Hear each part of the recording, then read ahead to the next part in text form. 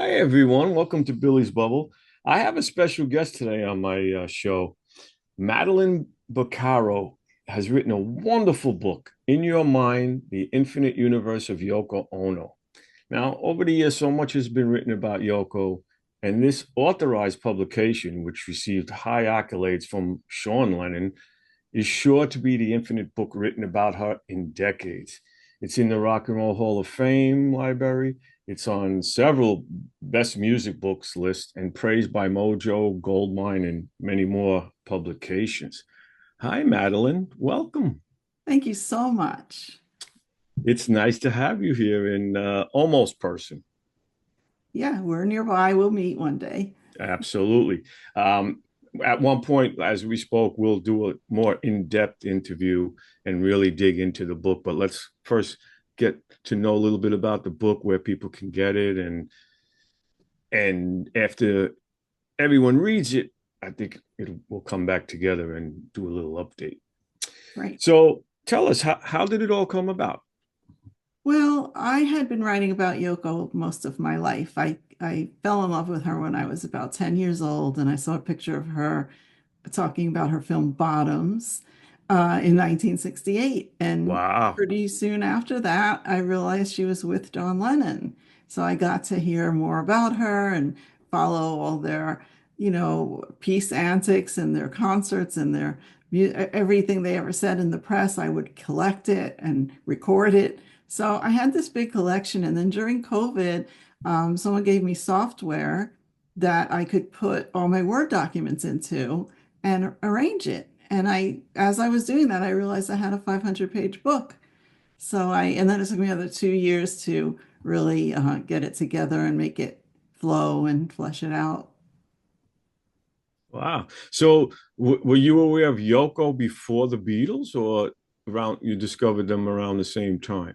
Well, I knew of the Beatles since I was 6 years old in 1964 from the Ed Sullivan Show, and I'd gotten all those albums.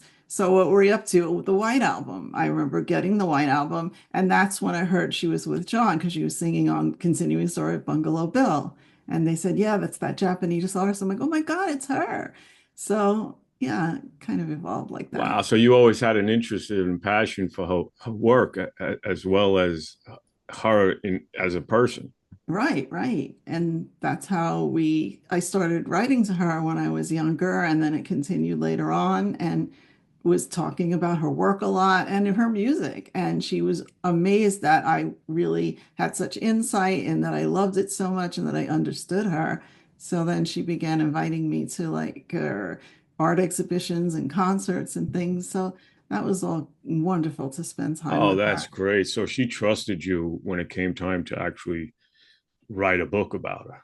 Yeah, well, she didn't even know I was writing the book. Neither did I. I was just putting it together during COVID. And one day it ended up, I got it to Sean and he said, we love your book. It's beautiful. So Isn't that's, that always the best though? It's like because you when you plan things, I love spontaneity. So, but when you plan things, it's too much pressure. It's too much go back and forth.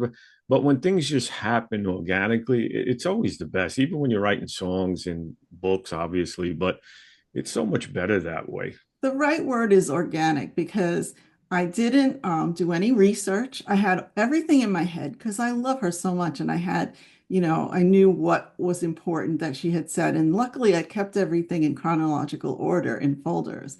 And I was able to go to a direct quote about a certain artwork or a song or whatever. And a lot of it is in her own voice. Right. It's a lot of quotes from her. I wanted to get it exact and have no deception about where these quotes came from. So it's all in there and it debunks a lot of the rumors. It's a great book. I flipped through it because we spoke actually a couple of months ago. I was in the middle of a move. We couldn't do it right away, and I've been flipping through it. It's an excellent book. So so much has been written about her, and I know you obviously you spent quality time with her. What are a few of the topics about her that you'd like readers to learn about her in this book? Well, of course, starting off, she was an artist before she met John Lennon. In fact, when he told her he was going to leave the Beatles, she was very nervous because she thought, well, what is he going to be preoccupied with while I'm doing my work? Because her work was important to her. And she didn't know they were going to dive right in together and start collaborating. She had never done that with anyone, but it worked.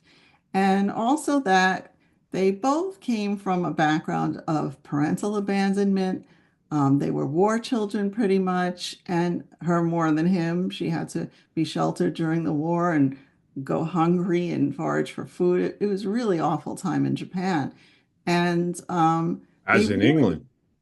well, in England for him, yeah. So when they met, they really clicked because they were both extremely lonely. Nobody else understood each of them. Also, their artistic ideas. And she freed John to use his mind the way he wanted to and go in another direction. And they nurtured each other. You know, they all make it out like she lured John away from the Beatles. She changed him. She just allowed him to be himself. And, you know, if they hadn't met, I don't think either of them would have, um, definitely would never have been happy with anyone else for long. And they might not have even survived. And I think the biggest point with her is that she's a humanitarian. That's what all her work is based upon, you know, achieving peace, achieving healing, mending the soul, and giving you something in her art that you can complete or work on or finish in your minds, you know, have it your own meaning. And it's just really all about healing. And the most illustrative thing about this is that a girl wrote her a letter and said that John died on her birthday. This was in 1981. I think the kid wrote the letter. And Yoko replied to this girl in a letter and said, you know, don't think of this as a sad day. Think of it as the day that John's spirit was set free to travel the universe. And she continued to send this girl a birthday card every year on the day of John's death, which was her birthday, the worst year of Yoko's life. She's thinking of this girl and sending her a Wow. postcard. Yeah. Fortunately, I got to spend some quality time with her over the years, and she was always loving to me, and very kind and sweet. And there's so many misconceptions about her. Did you speak to her about how she felt about, because just on the other night on a sitcom, somebody was calling somebody Yoko because his friend wasn't hanging out with him anymore, and they were calling her Yoko. And have you spoken to her about how she felt about that? Well, I didn't have to speak. I mean, she would say it in articles. They would always ask her, and she said she took all those jabs and barbs like acupuncture. You know, she's getting stuck and stuck and stuck, and then she just turned it into something positive. And in her own mind, she was able to work through that. And the experience I had with her is we were backstage one day at a concert, and she was reading a review of her album, and a guy said, you know, she called one of her songs "It's Time for Action." He said it's time for aspirin. And she was laughing. I'm like, wow, if she can laugh, then I can laugh. You know, she Yeah, was, no, she had a pretty good sense of humor. She really did. oh, a major sense of humor. And I Yeah, brought that out in the book, definitely. yeah. I like there was a couple of things I read that I didn't know and I didn't see in other books about when uh her being so little and John kind of like teasing her about being so little, and because they were so different, and in those days racism was still a big thing, and then him being a Beatle, of course he was going to get all that attention, and then the whole, as we know, appearing naked in front of the world, everybody Mhm. thought he was cracking up and going crazy. But Yeah. it's funny what you said about, like, she was worried about him when he left the Beatles, because she's probably thinking, well, I'm on a roll, I'm doing my thing, he's doing his thing now, oh my god, he's going to be home all the time, he's going to be around. It's like, Yeah. And you see her in the studio with the Beatles. She's knitting, she's writing notes, she's thinking of her next artwork. Anybody else would be focused on what the Beatles are doing, you know? right, Things right. like that. Well, thank you for writing this book. It's a great thing. I know we wanted to do this for her birthday so we can have everybody celebrate her 92nd birthday. Next week. Yeah. So God bless her. So before we go, please tell everyone, besides Amazon, where can they get the book? So here's the book. This is the cover. This is the Perfect. hardcover, which on Amazon they have the soft cover. So the hardcover that you can exclusively get at conceptualbooks.com with the option of having it signed by me.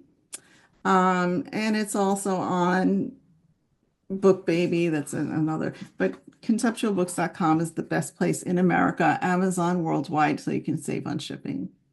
That's great. That's fantastic. And I know you're involved in a bunch of symposiums that are coming up and out there speaking about the book. So I wish you continued success and I will see you again soon. Awesome. Thank you so much.